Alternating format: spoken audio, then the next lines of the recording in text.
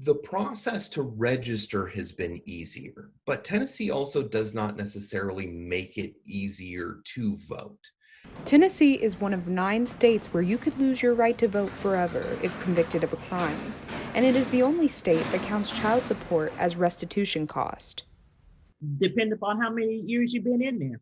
Hey, you have child support charges that is astronomical, and you will not be able to get that caught up in time for an election. According to the sentencingproject.org, there have been an estimated 6.1 million people that have been disenfranchised due to a felony conviction, and this was in 2016. They lose their right to vote when they are convicted of certain felony convictions. Even if they do their time or whatever, it's a process that they have to go through in order to regain their rights back.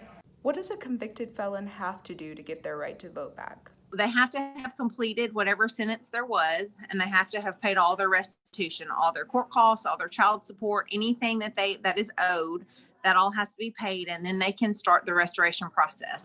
Okay, there's a burden for it right there, because even if you're saying $1,000, that's a lot of money that a lot of people don't necessarily just have to be able to pay to this fee, especially if you're trying to pay rent and buy food and, maybe take care of a family. However, there is an exception. If you were convicted between January 15, 1973 and May 17, 1981, you still get your right to vote.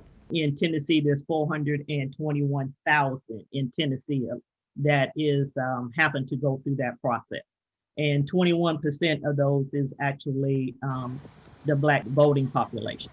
When you're convicted of a crime, there's a fine on your record that has to either be paid or expunged. There's 195,000 people in Montgomery County that is eligible to vote.